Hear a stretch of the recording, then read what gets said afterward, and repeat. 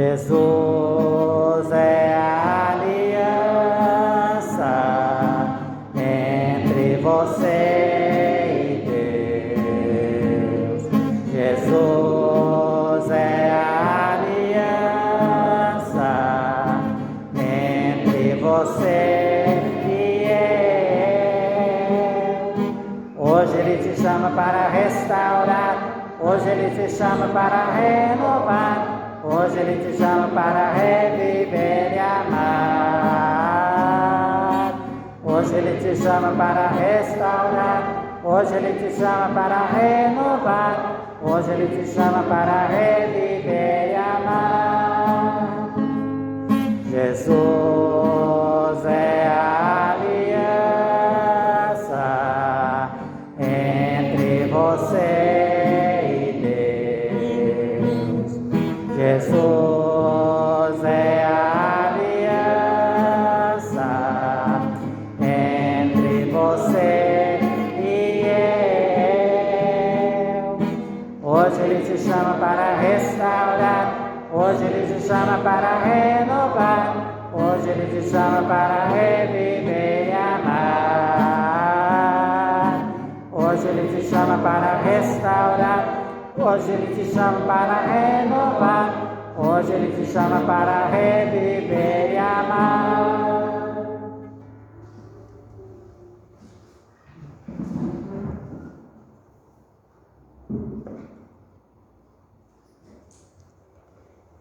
Que a graça de nosso Senhor Jesus Cristo, o amor do Pai e a companhia do Espírito Santo sejam convosco hoje e sempre. Amém. Muito queridos irmãos, em Cristo Jesus, assim começa o capítulo 11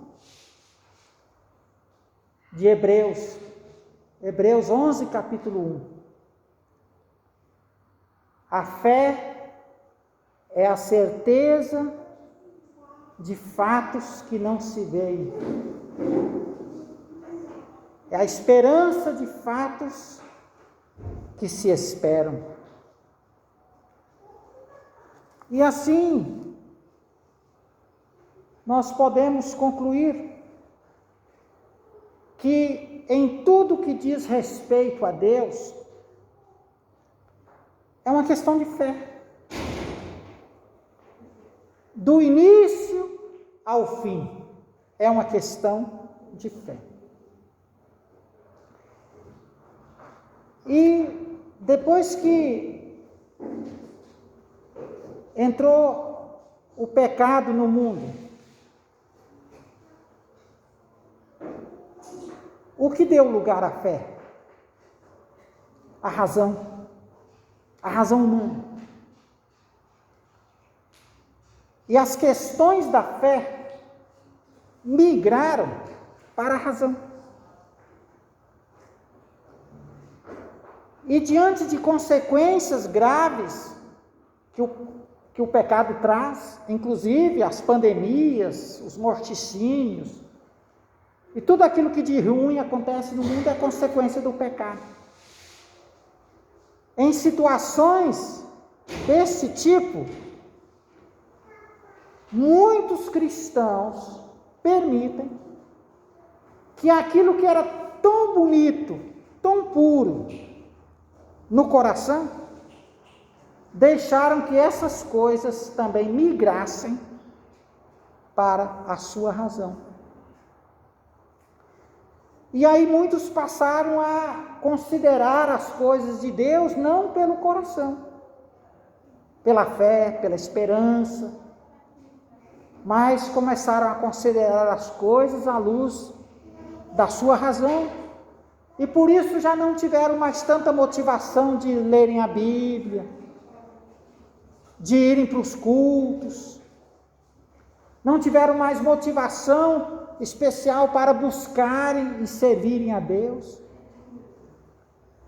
E então, a nossa situação de mundo, ela é um marco contínuo de incredulidade, de racionalismo e de pessoas afastadas dos propósitos de Deus. E aí eu pergunto, que propósitos Deus tem para conosco? Que propósitos? O próprio Deus responde, ele diz: eu sei que pensamentos eu tenho a vosso respeito, pensamentos de paz e não de mal. Isso Deus mesmo diz. E nós, que somos de Deus, qual precisa ser a nossa resposta? Cada um de nós precisa ter um propósito firme no Senhor. Um propósito pessoal e com a família. Esse propósito precisa ser firme no Senhor. Senão nada tem sentido de nós para com Deus, nem aqui no mundo e nem na eternidade. Eu vou repetir aquele versículo de Hebreus, tá? Porque eu acabei confundindo uma palavra. Eu vou ler de forma bem exata, quando diz assim: ora, a fé é a certeza de coisas que se esperam, a convicção de fatos que não se veem. Esta é a linguagem exata.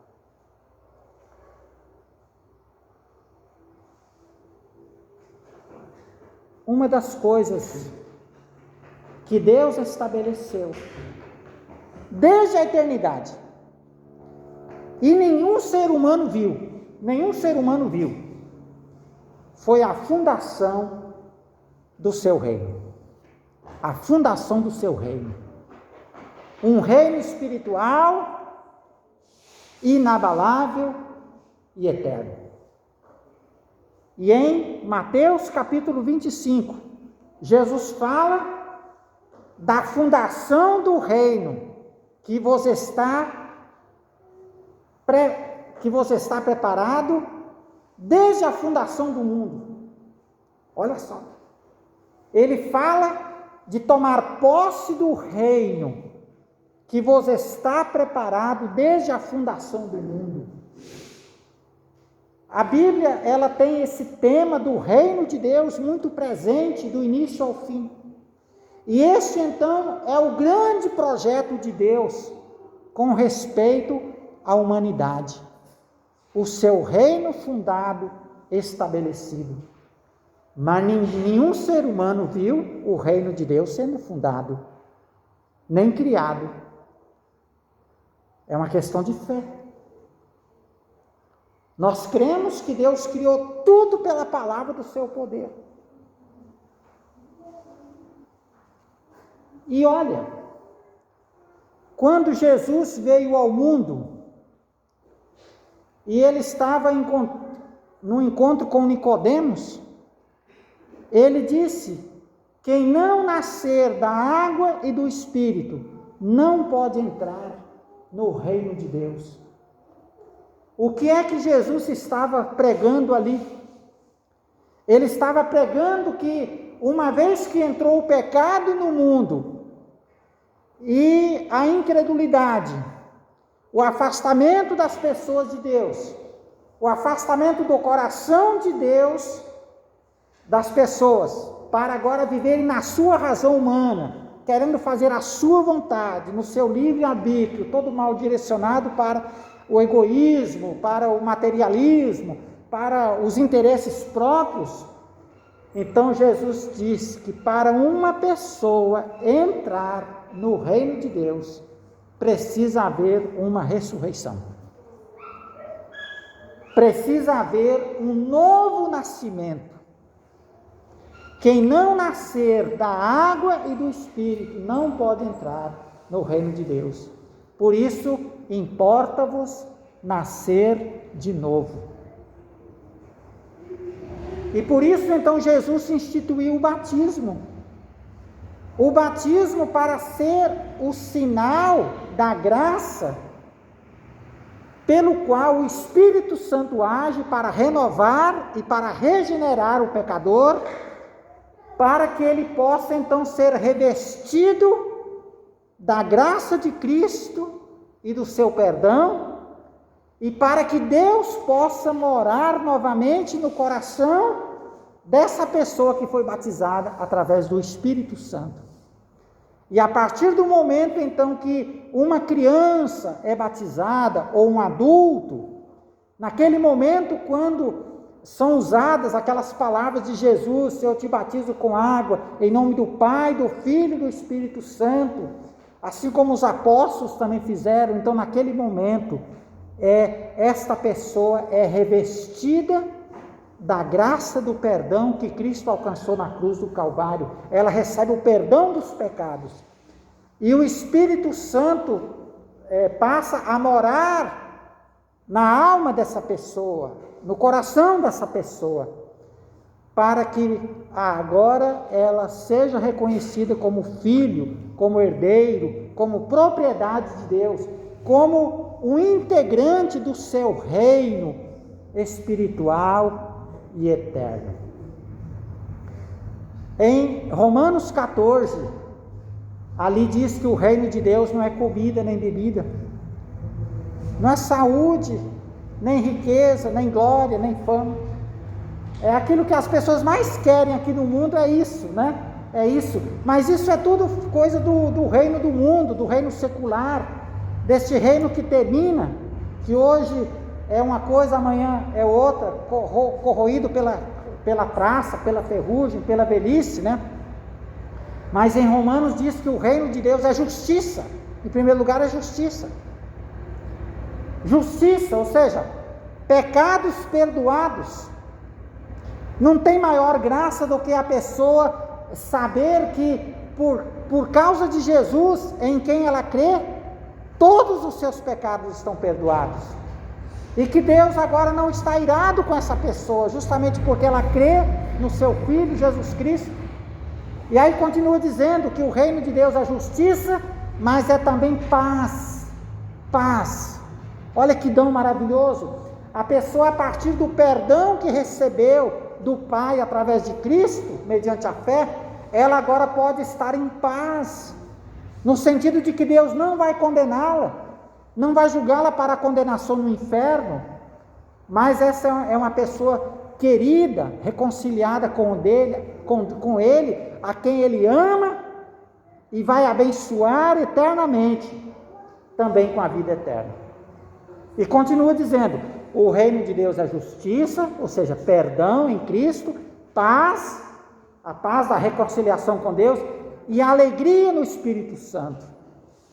Alegria de poder saber que tem um Deus que ama, que reina, que governa, um rei, um Deus presente, um Deus compassivo, misericordioso, que nos haverá de guiar por este mundo através da sua palavra e por fim nos receberá na glória eterna. Mas, meus irmãos, esta é a primeira parte. É a parte que Deus faz pela sua graça a nós. Ele nos ressuscita para Ele. Ele nos renova, regenera para Ele. Ele nos faz nascer de novo para Ele, para que em lugar do pecado e perdição possam reinar a justiça do perdão de Cristo, a paz e a alegria. Mas Deus nos chamou para o seu reino com um propósito, para nós vivermos para Ele. Nós não fomos chamados somente para desfrutar das graças, das bênçãos celestiais, mas para nós correspondermos ao seu amor. E a nossa missão aqui na terra não é viver para o mundo, não é viver para nós mesmos, mas vivermos para o louvor e a glória de Deus. E quando Jesus, no Evangelho de Mateus, capítulo 24, ele contou uma parábola. Ele contou a parábola do Senhor e dos seus servos. Ele disse que o reino dos céus é como um senhor que fez uma viagem. e deixou os seus servos para trabalharem para ele. E muitos dos seus servos realmente trabalharam, se dedicaram no tempo, nos dons, aproveitando todas as oportunidades, para que quando o Senhor voltasse, os achasse trabalhando, apresentando os lucros, apresentando os frutos do seu trabalho. Sabe como Jesus conclui? Bem-aventurado é aquela pessoa quando o seu Senhor, quando vier, os achar fazendo assim. Então nós estamos como servos do reino de Deus aqui no mundo. Jesus foi fazer uma longa viagem, o Senhor dos senhores e o Rei dos reis. E nessa viagem, ele está preparando um lugar para todos aqueles que o amam, para todos aqueles que creem nele, para todos aqueles que ele fez nascer de novo pela água e pelo Espírito, para se tornarem do seu reino. E ele deixou esses seus servos aqui no mundo para serem suas testemunhas, para manejar o Evangelho, manejar a palavra de Deus, praticando, proclamando, testemunhando, apontando Jesus como luz do mundo, como Salvador, fonte única da graça de perdão e salvação. E esta é a missão da igreja. A igreja não vive em função de si mesma, ela vive em função de uma comunidade de servos que aprendem a palavra, que crescem no conhecimento da palavra de Deus e da vontade de Deus, para que possam viver no dia a dia, fazendo a diferença, como pessoas novas, renovadas e guiadas pelo Espírito Santo, mas também como pessoas que proclamam o amor de Deus, para atrair mais pessoas à fé, à esperança e uma vida nova em Cristo. E aí Jesus diz: bem-aventurados sois vocês, quando o Senhor voltar, estiverem fazendo assim. Mas aqueles que dormirem no ponto, começarem a castigar os outros e viverem só para si e para os seus interesses, então esses, quando o Senhor Jesus voltar, esses vão ser reprovados, não vão ter bênção, vão ser reprovados eternamente. Então, meus irmãos, lembrem de uma coisa: nós fomos batizados um dia, nós nascemos de novo, fomos revestidos da graça e do perdão, estamos em paz com Deus porque somos seus filhos e Ele é o nosso Pai que tanto nos ama. E nós também temos a alegria da salvação, de cantar, louvar e agradecer. E é importante que nós continuemos a crescer na graça, no conhecimento de Cristo e da sua palavra, e nunca desistirmos da nossa missão de sermos servos do reino de Deus aqui no mundo. E vamos fazer isso de coração. Não vamos deixar com que as coisas do coração e da fé subam para a cabeça. A igreja é muito longe, é muito complicado ser membro da igreja, é muito complicado tirar tempo na semana para ir para o culto, é tanta coisa para fazer, tanta obrigação, tanto isso, tanto aquilo, é tanto risco de contrair a Covid e morrer, ficar doente. E essa semana teve uma pessoa que disse assim: a gente já tomou uma decisão que a gente só vai para a igreja quando tiver todo mundo vacinado. Subiu para a cabeça. As coisas da fé do coração não estão mais aqui, subiram para a cabeça. Aí a pessoa perdeu toda a noção daquilo que é mais importante, né, das coisas espirituais. Não permitam que tal aconteça isso com vocês, tá? Lembre que a nossa pátria está nos céus, de onde nós aguardamos o nosso Senhor Jesus Cristo. Lembre-se que nós somos membros do reino eterno que Deus preparou antes da fundação do mundo. E Ele nos recebeu por graça como participantes do seu reino. E Ele quer ter-nos no reino da glória quando Jesus voltar. Então vamos ser firmes, inabaláveis e sempre abundantes na obra do Senhor. Porque no Senhor o nosso trabalho não é vão. Hoje vai acontecer mais a recepção de uma criança no reino de Deus. Mas Jesus também não mandou só batizar. Ela vai ser recebida no reino de Deus. Não é só para ser batizada e revestida da graça do perdão, ser filho e herdeiro da vida eterna. Jesus disse, ensinando a guardar todas as coisas que vos tenho ordenado. Então está aqui o pai do Oliver pela primeira vez. Como é seu nome? Muito bem, Júnior. Aí a Iris, que é membro da igreja, esse ano já esteve aqui também, mas você é a primeira vez que vem aqui. Então, que seja a primeira de todas, para trazer o teu filho aqui, para ele crescer na graça e no conhecimento de Jesus através da palavra. Porque Jesus diz, batizando em nome do Pai, e do Filho e do Espírito Santo, para receber o perdão e a salvação, mas ensinando todas as coisas que vos tenho ordenado. A vontade de Jesus é que o Oliver seja como as demais crianças que também têm crescido no ensino e na pregação da palavra, para que ele seja um servo em potencial do seu reino aqui no mundo. À medida que vai crescendo, na adolescência, depois, na juventude, for constituindo a sua família, para que ele seja um servo em potencial do reino de Deus, até Jesus voltar. E felizes são os pais, os padrinhos, a igreja que forma servos do reino de Deus aqui no mundo, e que depois, quando o Senhor Jesus voltar, os encontre fazendo assim, porque nós receberemos a coroa da glória de Deus. Deus abençoe a todos vocês, hoje e sempre. Amém. Vamos cantar aquele corinho, meus irmãos. Digno és, ó Cordeiro, para a gente então concluir essa parte aqui.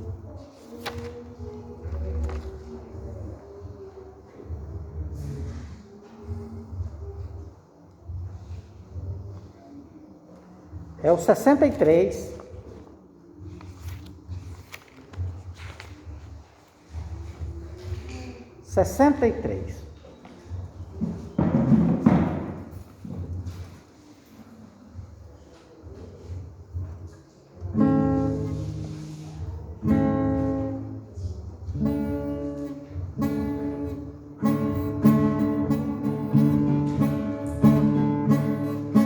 Digno és, ó Cordeiro, de todo louvor, mas nós rendemos por teu amor.